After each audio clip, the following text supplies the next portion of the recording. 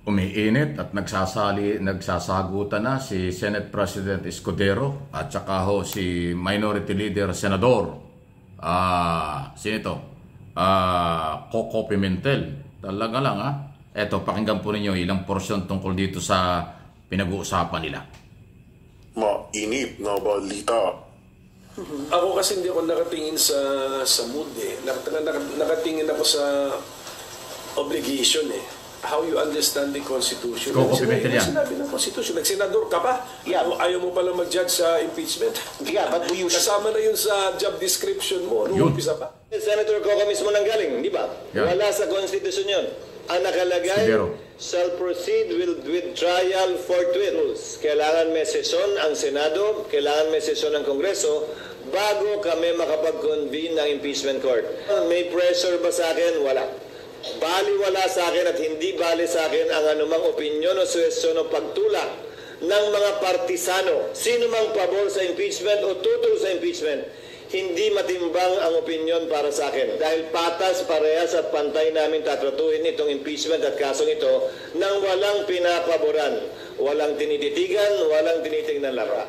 Gagawin namin kung anong tingin namin tama at dapat na ayon sa batas at sa konstitusyon nang hindi nagpapa-apekto sa kanila. Ayan Ayan ang sagutan ng dalawa. Mas mahaba lang yung boses yung sinasabi ni Escudero. Hindi rin sila magpapadikta at naaayon sa batas. Sabi naman ng isa bakit nagsenador pa kayo kung hindi naman nyo gagawin ang trabaho nyo? Yan sa issue ng impeachment against Sara Duterte. Saan kayo dyan? Kay Coco Pimentel o kay Escudero?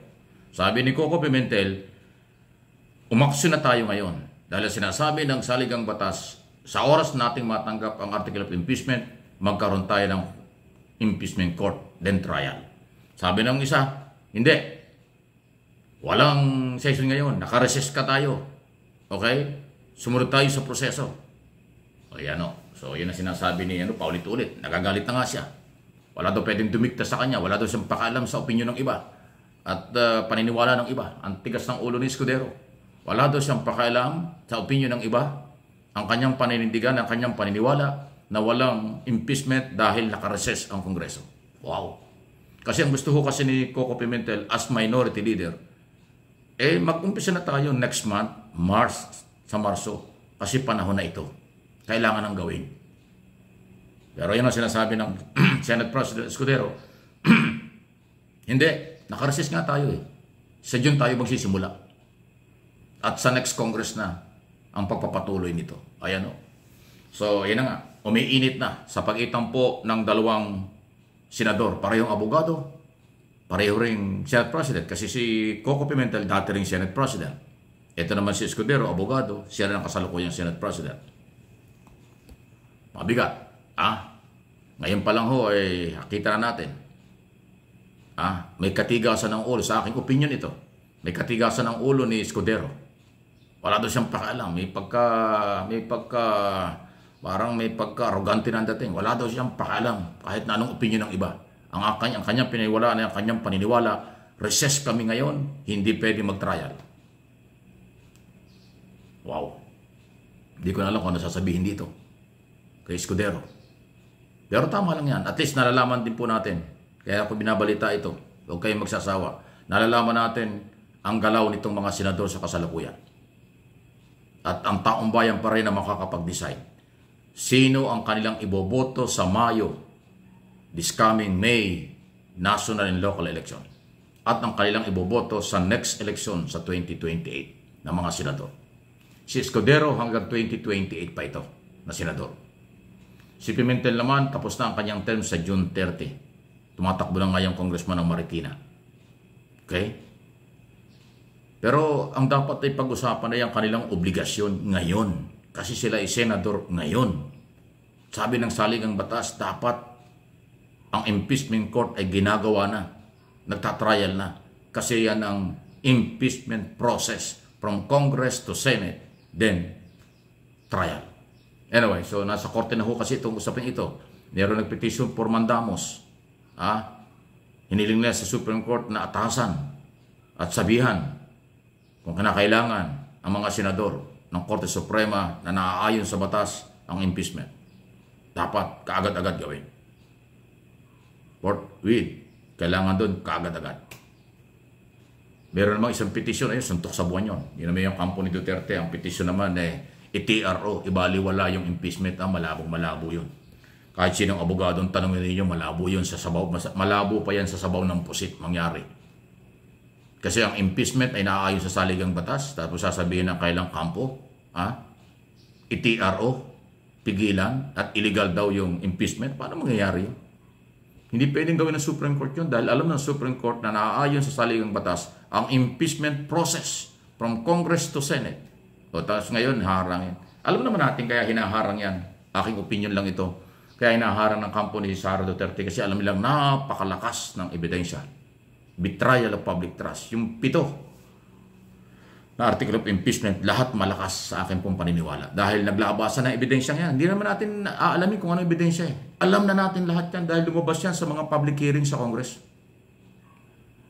Yung bank account na bilyon-bilyon pera, na ilabas na yan ilang beses na ni Trillanes sa press conference at sa hearing sa Kongreso at Senado.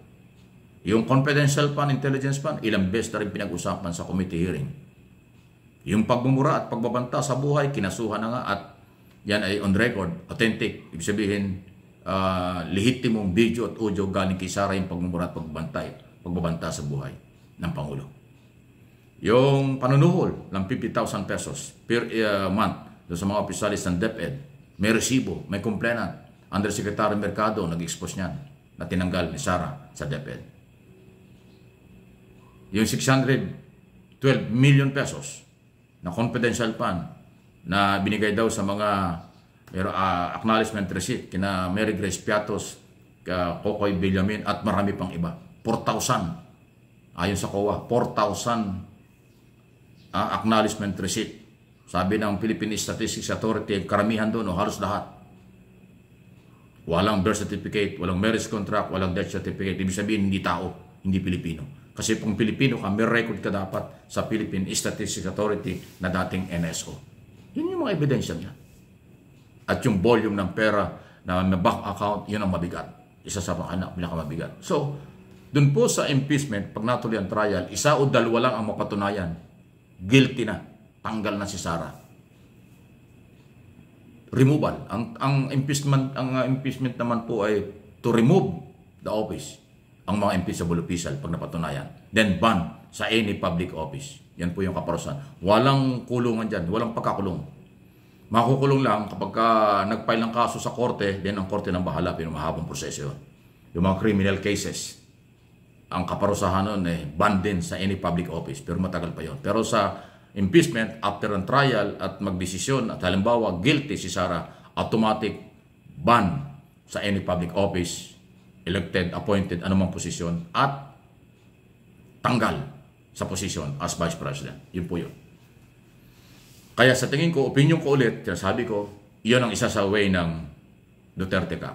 Alam niya napakalakas na mga ebidensya, kaya kanilang pumunta sila sa Supreme Court para pigilan ang trial. Para ipawalang bisa ang trial. Para maglabas ng temporary restraining order. Mahirap gawin yan kasi magkakaroon ng constitutional crisis.